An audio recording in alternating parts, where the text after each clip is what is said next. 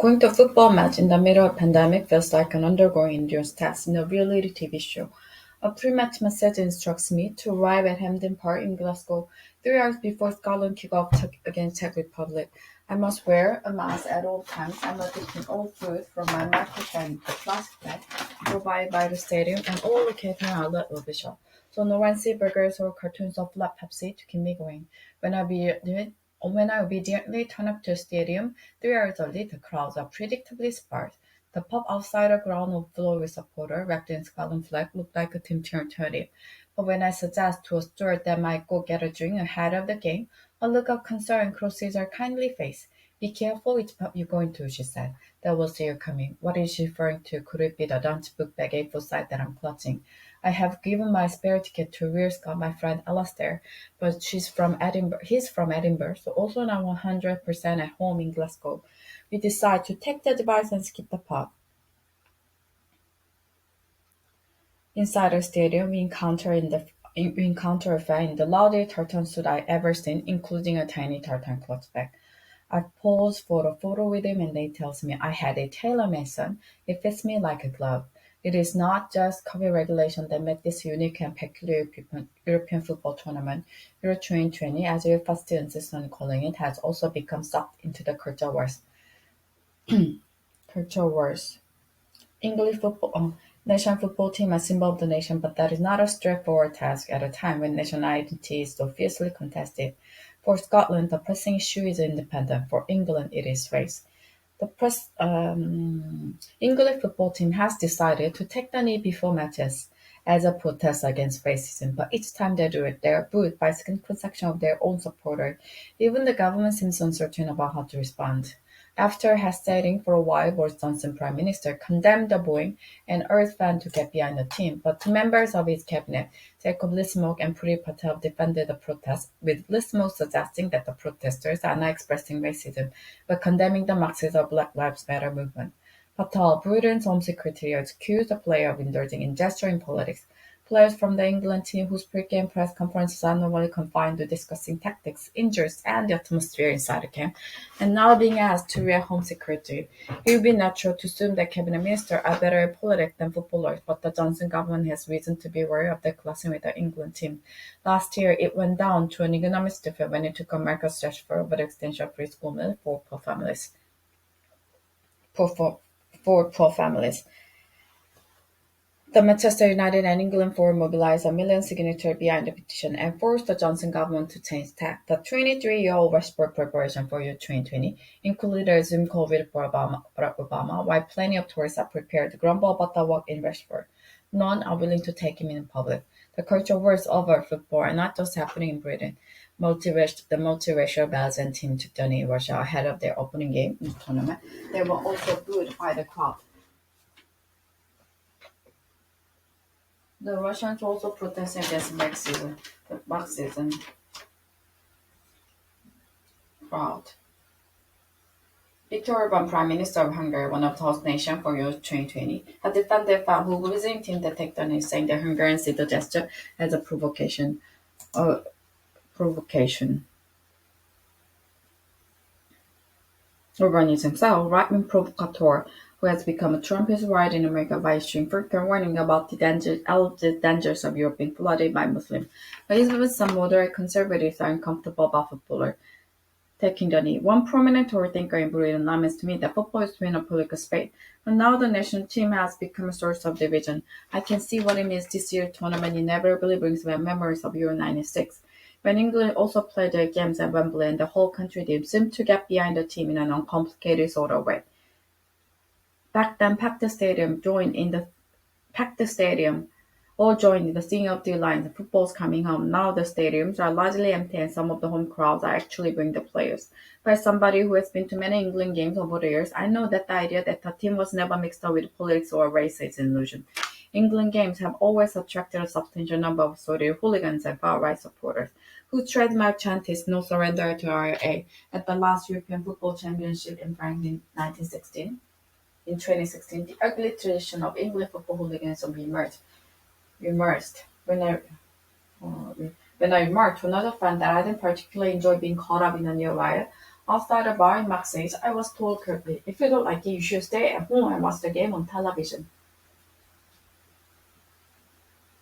On television. Football ground in the 1970s were also where I saw the most over racing that I ever witnessed. It was it was routine to see black players, rock vibers, and monkey noises. Even the goblin seemed uncertain. Monkey noises. The football authorities and commentators were silent about this for many years, so if the current nation side will want to make a statement about racism, it is hard to accuse them of bringing politics into a political space. The state politics, particularly the racial politics, have always been there. The identity issues are rather different for Scotland. Euro 2020 has Euro 2020 comes as the Scottish government is ramping up demand for a second independent referendum. This is the first major international tournament the team has qualified for since 1998, neatly fitting the narrative of national revival. Arriving in Scotland for the first game of the tournament, I find the local paper full of optimism. In recognition of the enormity of the occasion, the Scottish government has even allowed schools without lesson to allow the kids to watch the game against text lives. As a visiting English fan, I wonder how I feel about all this. I grew up supporting Scotland in big international tournaments. I had little option since England failed to qualify for the World Cup in 1974 and 1978. But British identity was less complicated back then. The anthem played for the Scotland side that lined up to play Brazil in 1974 was God Save the Queen, although to recording did not show the Scottish player looking particularly delighted. Today, the crowd and team will be belting out loud Scotland with a star word that we can still rise now and beat the nation again. When Scotland qualified for the World Cup in 1973, there were more than 90,000 people inside Hampden. But today, thanks COVID, it's a little over 9,000.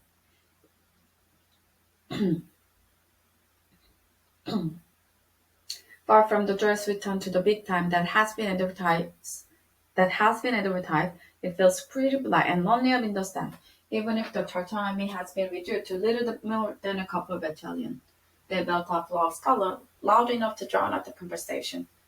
The team started the game with all the expected pressure and stream forward. Their captain, the Robertson, can be seen gesturing to his player to calm down. Then the tech score and the air stopped out of the stadium. At halftime, which I choose spent in the toilet next to the hand dryer, the warmest spot in Hampden, there's hopeful chatter around the union that Scotland might be able to turn this one. But early in the second half, football history is made by the tech. The team centre forward gets the ball on the half line and floats the ball over the Scottish goalkeeper into the net. It is one of the most brilliant goals any of us will ever witness.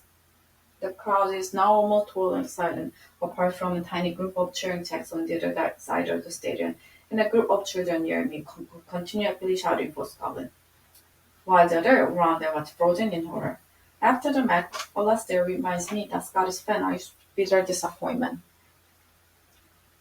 Making the national football team a symbol of the nation, double-edged sword. You imagine them scoring wonderful goals and celebrating with the fans, but what if your goalkeeper is floundering flat on his back and tangled them in the net? Euro 2020 has already delivered humbling setbacks for two football-mad populist leaders. Urban gave permission for a capacity crowd to attend Hungary's opening games in Budapest against Portugal, only to see the national side lose 3-0. Recep Erdogan, president of Turkey, traveled to Azerbaijan and sat in a place of honor in the stands, next to Azer president, from where he was able to see Turkey go down to a 2-0 defeat against Wales. England fans also have a habit disappointing their most ardent fans. The side often portrays as embodiment of what we like to believe are national characteristics: courage, calmness under pressure. In fact, as a recent piece by John Lear in The Guardian pointed out, are uniquely bad at holding a lead. Are uniquely bad at holding a lead.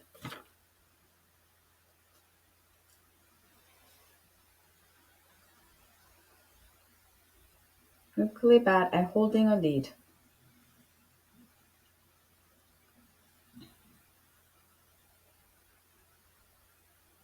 The numbers seem to suggest holding a lead in a tournament. The numbers seem to suggest they might even be bottlers. And their old heresy, the French and Italians are much better at holding their nerve when they take a lead. If Gareth Southgate, the England manager, can somehow break this cycle and turn England into a winning outfit, he will inadvertently provide a huge boost to the Johnson government that is desperate for a symbol of the success of Brexit Britain. But Southgate has subtly but mistakenly positioned himself to the left of the government taking the knee. He leads a multiracial team and has reluctantly defended their right to make statements on subjects other than football. It has become accepted wisdom in Britain that culture wars always work better for the right than the left.